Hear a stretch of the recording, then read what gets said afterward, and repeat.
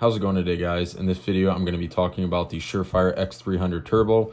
I'm also going to show you how to install it. This is the best pistol flashlight for your full-size handguns, outside the waistband, or even your everyday carry pistols. If you want to see more content like this, please like, subscribe, and share. This is my favorite pistol light for my full-size handgun that I use on my duty belt, battle belt, or the outside the waistband pistol holster. SureFire makes great stuff. It's very durable and reliable. It has 650 lumens and 66,000 candelas. It costs about $330, but I was actually able to get this for $230 on sale at Primary Arms website. The first thing I always look for is durability and reliability, and SureFire definitely makes those type of products. I've been using these for a while, and tons of other people use them too. It's a great flashlight. I've had no problems at all. I definitely would have liked a little bit more lumens, but having the high amount of candelas helps a lot. And 650 lumens isn't that bad. Some other instructions and then a manual. Comes with a SureFire sticker. Then it comes with a pin and an extra holder. This was actually the stock one that came inside. I swapped it out for the thicker one because, as you can see for Glock, that's a lot bigger space than that very skinny holder. If you see it there, it'll definitely move back and forth. So you want to try to match it up as close as possible to your gun. That thicker divider is going to stop the wiggle from going back and forth. So we definitely want that in there, and I'll show you how to change that out. I used to run a TLR1 HL from Streamlight.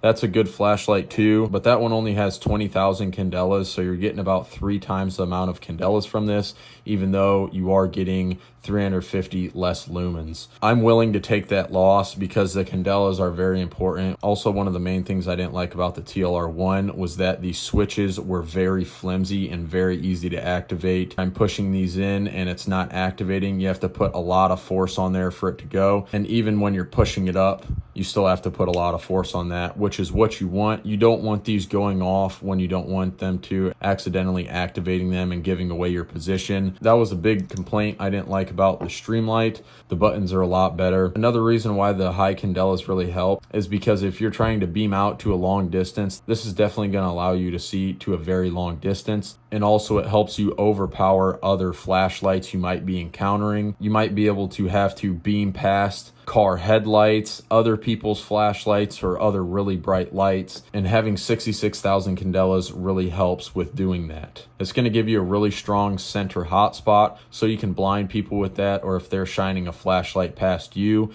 it will overpower theirs to where they will actually not be able to see you, even if they are using a flashlight. So that's definitely one big benefit, especially with bright car headlights. That's really important. It is pretty long, and it's definitely not going to be flush. It's going to stick out past, which doesn't really matter for me. I have seen some people EDC carry a full-size pistol with this. That's not what I like to do personally, but it definitely can be done. I just like this preferred setup for outside the waistband carry. So for the battery install, it's just this little spring actuated keeper. You just push down on the bottom.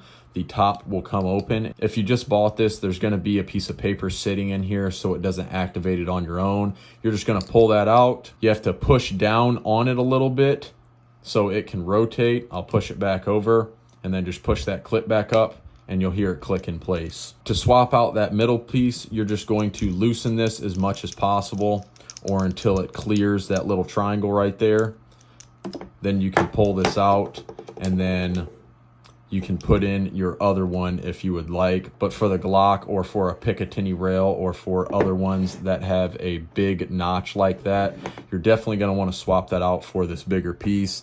It's just going to hold it in there a little bit more solid, and when the gun is recoiling, it's not going to be shaking around as much or putting as much wear on these parts. So you'll just tighten that back over a little bit. They do have the A model. This is the B model, as you can see right there. I definitely prefer the B model. It's a lot more durable. This is all metal right here. All of these parts are metal. Besides that, that's plastic, obviously.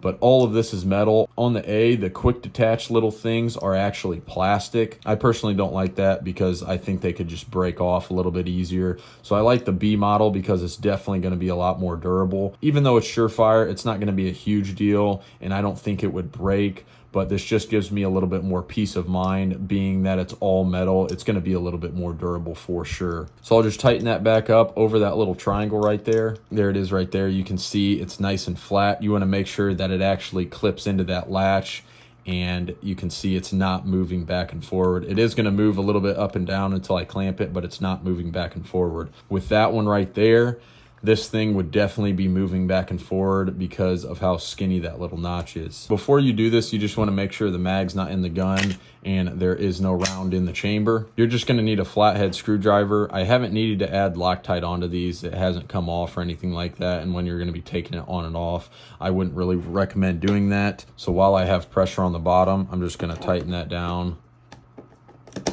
just like that.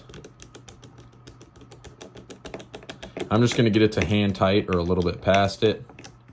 Make sure you don't tighten it down too tight because it actually pinches your lower and puts some pressure on your slide when racking. So after you get that tightened down a little bit, just make sure that there's no resistance. Mine's still pretty loose, but if I go really tight, it's harder and it doesn't pull back as easy. This definitely doesn't need to be too tight. So right there, there's not any movement. I'm just gonna go to